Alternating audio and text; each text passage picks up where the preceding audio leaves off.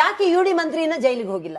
ಏನಾಗಿದೆ? ಯಾರಿಗೆ ಕೇಳ್ಬೇಕು ಇದನ್ನ? ನಾವು ಮಾತೆತ್ತಿದ್ರೆ ಬರೀ ಕ್ಲಾರಿಟಿ ಆಗಿ ನಮ್ದು ಓಪನ್ ಬುಕ್ ಅಂತ ಹೇಳ್ತಾರೆ. ಇದು ನೀವು 14 ವರ್ಷ ಇಲ್ಲಿ ಇದೀರಾ, ಇಷ್ಟು ಸರಿ ನೀವು ಗವರ್ಮೆಂಟ್ ಮಾನ್ಯ ಸಿದ್ದರಾಮಯ್ಯ ಅವರು ಕೇಳುದು ನಾನು ಇಷ್ಟೇ, ಇಷ್ಟು ವರ್ಷದ ನಿಮ್ಮ ಆಡಳಿತದಲ್ಲಿ ಈ ಕಪ್ಪು ಚುಕ್ಕೆ ನಿಮ್ಗಿರುವಾಗ ಆಚೆ ಬಂದು ಜನರಿಗೆ ಅಟ್ಲೀಸ್ಟ್ ನೋಡಿ ಈ ತರ ಆಗಿದೆ ಒಪ್ಕೊಂಡಿದ್ರೆ, ನೀವು ಸದನದಲ್ಲಿ 89 ಕೋಟಿ ಆಗಿದೆ ಅಂತ ಹೇಳಿದ ಮೇಲೂ ಕೂಡ ನಾವು ಇಷ್ಟು ಹೋರಾಟ ಮಾಡ್ತೇವೆ, ಇಷ್ಟು ಪಾದಯಾತ್ರೆ ಮಾಡ್ತಿದೀವಿ, ನೀವು ಬಂದು ಏನ್ ಹೇಳ್ತಾ ಇದ್ರಿ ಇದ್ರ ಬಗ್ಗೆ? ಅಥವಾ ಇದು ಆಗಿದೆ ಅಂತ ಹೇಳ್ಬೇಕು, ಅಥವಾ ನಾಡಿನ ಜನತೆ ನಿಮ್ಗೆ ಇಷ್ಟು ಜನ ನಿಮ್ಗೆ ಓಟ್ ಹಾಕ್ಬಿಟ್ಟು ಹಾಕಿದ್ದಾರೆ, ಇಷ್ಟಾದ್ರೂ ಕೂಡ ಅದರ ಬಗ್ಗೆ ಏನು ಲೆಕ್ಕಿಸದೆ ಇಷ್ಟು ಜನ ಇಷ್ಟು ಗಲಾಟೆಗಳಾಗ್ತಾ ಇದೆ, ಇಷ್ಟು ನೀರಲ್ಲಿ ಮುಳುಗ್ತಾ ಇದೆ, ಇಷ್ಟು ಜನ ಹತ್ಯೆ ಆಗ್ತಾ ಇದೆ, ಕಾನೂನು ಸುವ್ಯವಸ್ಥೆ ಹಾಳಾಗ್ತಾ ಇದೆ, ಇಷ್ಟು ಜನ ಎವಿಡೆಂಟ್ ಆಗಿ ಲೆಟರ್ ಅಲ್ಲಿ ಬರ್ದಿಟ್ಬಿಟ್ಟು ಸಾಯ್ತಾ ಇದ್ದಾರೆ. ಏನ್ ಮಾಡ್ತಾ ಇದ್ದೀರಾ?